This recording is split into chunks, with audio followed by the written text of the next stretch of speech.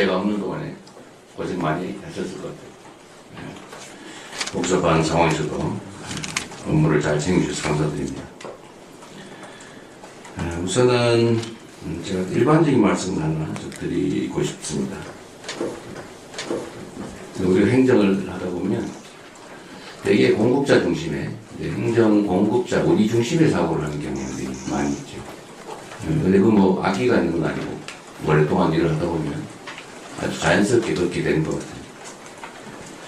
같아요. 똑같은 정책을 결정하더라도 정책 수요자들의 입장을 물어보고 그들이 원하는 내용을 들어보고 그렇게 해서 결정한 거하고 그냥 우리가 일방적으로 정해서 통보하는 거하고 내용은 똑같은데 수용성에 있어서 완전히 다른 것 같습니다. 예를 들면 정책 수요자들한테 어떤 제재나 불이익을 주는 내용인 경우에도 어쨌든 미리 한번 의논하고 의견 듣고 하는 것하고 그게 원래 이거 해야 되는 거니까 일방적으로 통보해서 시행하는 것도 마찬가지로 그 수용성에 있어서는 큰 차이가 있습니다. 그러니까 요즘은 어떤 결과도 중요하지만 그 결과의 이런 과정들을 매우 중시하는 그런 사회 문화 때문이 될 겁니다. 요즘은 그러잖아요. 상품의 본질적 내용도 중요한데 그걸 어떻게 포장하느냐 또 스토리를 어떻게 구현하느냐에 따라서 완전히 다른 결과를 만들어내죠. 우리가 가난했던 시절에는 밥 많이 주면 좋았는데 이제는 어떤 정도의 여유가 갖춰지니까 어떤 방식으로 주느냐 어떻게 처리해서 주느냐 어떻게 포장해서 주느냐 어떤 과정을 거쳐서 그 일을 하느냐 이게 더 중요해진 측면이 있죠. 그게 어쩌면 민주주의에 대한 수요일 수도 있습니다. 내 의견이 존중받았느냐 아니면 무시당했느냐 이 결과보다 더 중요한 시대가 된 거죠. 그래서 오늘도 정책안들 내용을 좀 보면 뭐 대체적으로 다들 준비해 주고 계신데 가끔씩 그런 흔적들이 보입니다. 그러니까 누구를 위한 정책인가 어떤 정책 결정을 할 때 그 정책의 영향이 어디에 어떻게 미치느냐에 대해서 방향이 약간 다르게 느껴지는 경우가 있어요. 제가 공개적으로 말씀드리진 않을 건데 그런 점들을 좀 더 깊이 생각해 주면 좋겠습니다. 그리고 또 한 가지는 계속 강조하는 건데 어쨌든 우리가 쓰는 시간의 양은 곱하기 5,200만의 가치가 있다.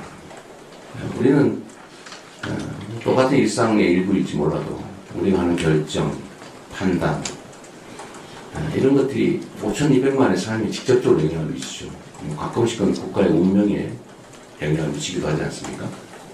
그런 생각들을 좀 더 깊이 해주시면 좋겠어요. 언제나 뭐 그렇게 그런 생각으로 공직을 다들 해보신 것으로 생각됩니다.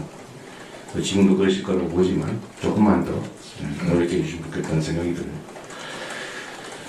추경안은 오늘 우리가 검토하게 될 텐데 어쨌든 장기적으로 경기 침체가 계속되고 있고 특히 작년 12월 3일 이후로 심리적 위축이 심해서 뭐 있던 손님도 얼마 안 되던 손님도 다 떨어져 나갔다고 현장에서도 어려워합니다. 다행히 최근에는 조금 분위기가 개선되고 있긴 한데 어쨌든 본질적으로 우리 서민들이 겪는 고통이 매우 큰 것 같아요. 국가 재정을 이제 사용하게 됐습니다. 우리가 물론 이제 건전 재정, 재정 균형의 원칙 이런 거 되게 중요하죠. 균형 재정해야죠. 이건 과도하게 수입도 없는데 마구 쓰면 안 되는 건 당연하지만 정부 재정의 본질적 역할이 있지 않습니까? 정부 재정 민간이 과열되면 억제하고 민간이 너무 과도하게 침체되면 부양이 되는데 지금은 너무 침체가 심해서 정부의 역할이 필요할 때라는 생각이 들어요. 추경을 좀 더 해야 되겠다는 생각이고 추경의 내용이 이제 문제인데 아마 감론 결과가 있을 겁니다. 또 의견은 다 다를 수 있죠. 이걸 어디다 집행할 거냐, 이러면 어떤 게 더 경기 진작에 도움이 되냐, 현금 지원은 별로다, 차라리 건설 경기 부양이 낫다, 뭐 의견들은 다양할 수 있습니다. 또 누구에게 지원하는 게 맞느냐. 근데 이것도 역시 생각은 다를 수 있지만, 이제 제도의 취지에 따라 좀 차이가 있을 거예요. 그래서 저는 이번 추경안에 이제 두 가지 핵심 요소가 있다. 하나는 일단 경기 진작 요소가 좀 중요하죠. 두 번째는 이 경기 진작 과정에서 국민들이 혜택을 보게 되는데, 일부 국민들이 또는 정부가 누가 더 많이 혜택을 보게 하는 게 맞느냐, 또 누구는 아예 제외하는 게 맞느냐, 이건 약간 가치와 뭐 이념의 문제이기도 하죠. 그런데 저는 그런 생각을 합니다. 만약에 일반 원칙으로요, 만약에 우리가 어떤 제도를 시행하는데 필요한 경비다 이게 라고 하면 그 경비 지출에 따라서 이익을, 혜택을 보는, 반사적 이익을 보는 사람은 누구여야 하느냐, 그 가난한 사람이어야 하느냐. 저는 어떤 필요에 의해서 경비를 지출한다고 하면 그 반사적 혜택은 최소한 국민들이 공평하게 혜택을 누리는 게 맞다고 생각해요. 아니면 어쩌면 좀 과하게 생각하면 그 경비를 더 많이 부담한 사람이 더 많은 혜택을 봐야 되는 거 아니냐, 이런 생각까지 할 수가 있죠. 즉 세금을 더 많이 내는 사람을 더 많이 혜택을 보게 할 수는 없지만 최소한 비슷하게 내줘야 되는 거 아니냐.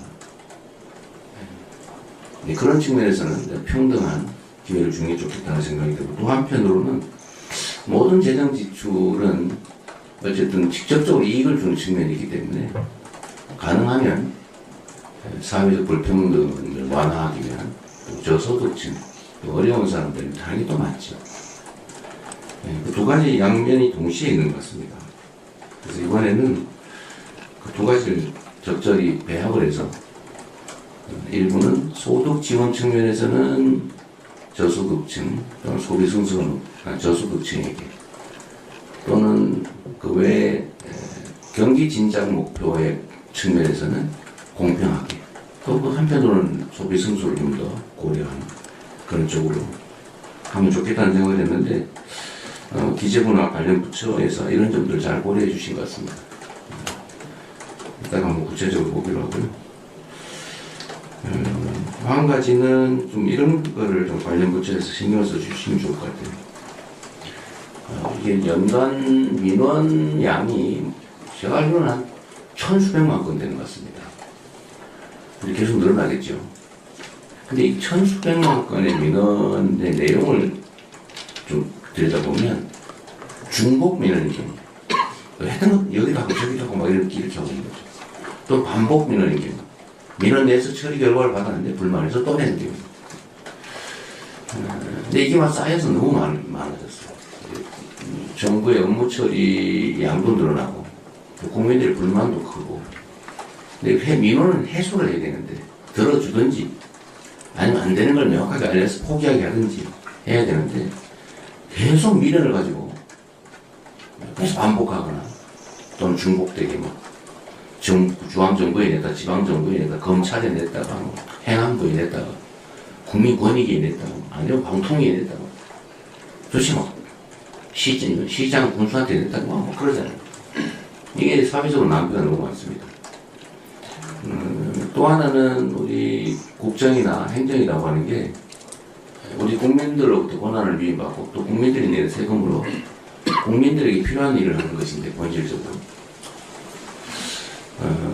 그런데 민원이라고 하는 걸 우리가 대할 때 귀찮은 일 또는 뭐 없으면 좋을 일, 이렇게 생각하는 경향이 없지 않죠. 그래서 경시합니다. 그걸 피하죠. 근데 저는 그러지 말아야 된다고 생각해요. 이 나라의 주인이 국민이라고 하는 게 헌법의 대원칙이고, 국민이 원하는 것이 부당하지 않다면 다 들어줘야죠. 그게 부당하다면 부당함을 알려서 설득해야죠. 근데 엄청난 에너지가 민원에 숨어있는 것 같아요. 그래서 이 문제들을 좀 신속하게, 사실 똑같은 민원을 처리해도 신속하게 하느냐, 지연되느냐, 또 큰 차이가 있는 것 같습니다. 또 한 가지는 민원에 반응을 하느냐, 무시를 하느냐. 이것도 큰 차이를 빚는 것 같습니다. 그러면은 우리가 좀 어떤 민원에 대해서 신속하게 반응하고, 반응을 해주고, 또 가능하다면 신속하게 반응해주고, 또 설득도 충분히 하고 이랬으면 좋겠어요.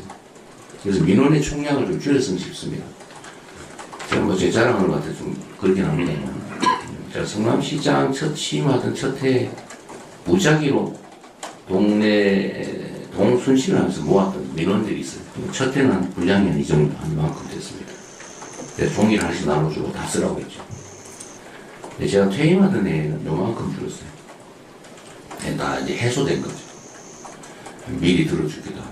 방법은 아주 다양하게 저희가 구사를 해봤는데, 어쨌든 국민들이 정부, 행정으로부터 무시당했다, 소외받고 있다, 억울하게 처분받았다, 해줘야 될 걸 안 하고 있어서 배제됐다, 이런 생각을 하지 않도록 이 방법은 좀 최대한 처리하면 좋겠어요. 처리할 수 있는 건 최대한 신속하게 처리 시간도 좀 줄여주시고, 또 안 되면 안 된다고 좀 솔직하게 설명을 좀 해주시고, 제가 경험해본 바에 의하면 우리 국민들께서 민도가 매우 높아가지고 안 되는 거를 생떼를 쓰는 경우가 거의 많지 않아요. 설명이 부족해서 그럴까. 한두 시간, 뭐 두세 시간 시간 내서 신뢰할 수 있는 사람, 권위 있는 사람이 정말 진지하게 설명해 주면 거의 다 수긍합니다. 그럼 대개는 울어요, 마지막에. 고맙다고.